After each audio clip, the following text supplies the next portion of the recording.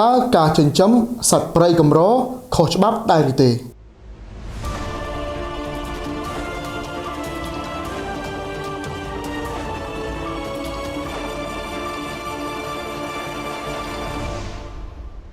ថ្មីកន្លងមកនេះមានការចែករំលែកគ្នាជាច្រើនក្នុងបណ្ដាញសង្គមជុំវិញចំណាត់ការអនុវត្តច្បាប់របស់ក្រមការងាររដ្ឋបាលព្រៃឈើពាក់ព័ន្ធនឹងការចិញ្ចឹមសត្វក្ងោកដែលជាប្រភេទសត្វកម្ររបស់ប្រជាពលរដ្ឋដោយគ្មានច្បាប់អនុញ្ញាតហើយបន្ទាប់ពីអាជ្ញាធរអនុវត្តច្បាប់ក៏មានការមិនពេញចិត្តពីសំណាក់ពលរដ្ឋដែលគាត់ខំចិញ្ចឹមត្បិតស្រឡាញ់ចង់ថែរក្សាដោយក្នុងនោះកណន័យ Facebook ឈ្មោះយុទ្ធធានាបានបង្ហោះរូបភាពព្រមទាំងខ្លឹមសារទាំងស្រុងថាចិញ្ចឹម10ឆ្នាំហើយហេតុតែស្រឡាញ់មិនគួរបងចោលស្របច្បាប់ចាប់យកទៅចោតឯកអ្នកចិញ្ចឹមល្មើសច្បាប់ទៀតសូមជូនពរបងចោលស្របច្បាប់ជួបតែការប្រប្រាស់វិនាសរបស់ជាទីស្រឡាញ់ពេញមួយជីវិតដូចនេះក៏មានសំណួរមួយលើកឡើងថាតើការចិញ្ចឹមសត្វព្រៃកម្រជាការល្មើសច្បាប់មែនឬទេខណៈដែលអាជ្ញាធរចូលបំពេញការងារបែបនេះត្រឹមត្រូវដែរឬទេយោងតាមច្បាប់ស្តីពីព្រៃឈើមាត្រាទី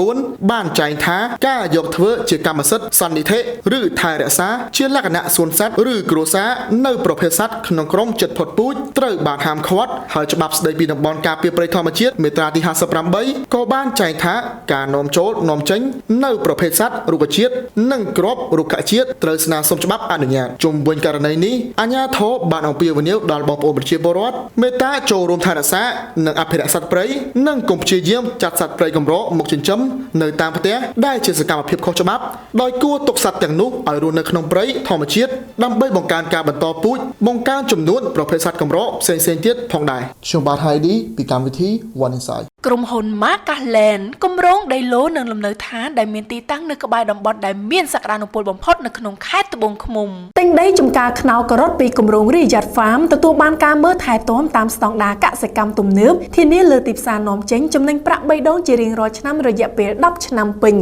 Markland បន្ថែមចំនួនអកម្មដើម្បីបង្កើនទ្រព្យឲ្យសកម្មជីវភាពធូរធារគ្រួសាររស់នៅបានសុខស្រួលតើលោកអ្នកចង់បានគម្រោងដីឡូដែលមានការបង់រំលោះសុទ្ធជាមួយនឹងការប្រាក់ 0% ដែរឬទេក្រុមហ៊ុនដង្ខៅអចលនទ្រព្យនឹងផ្ដល់ជូនលោកអ្នកនៅដីឡូបែបអាជីវកម្មនៅក្នុងតំបន់ដែលមានសក្តានុពលបំផុតនិងការអភិវឌ្ឍលើគ្រប់វិស័យ CPC News ព័ត៌មានពិតគ្រប់ជ្រុងជ្រោយ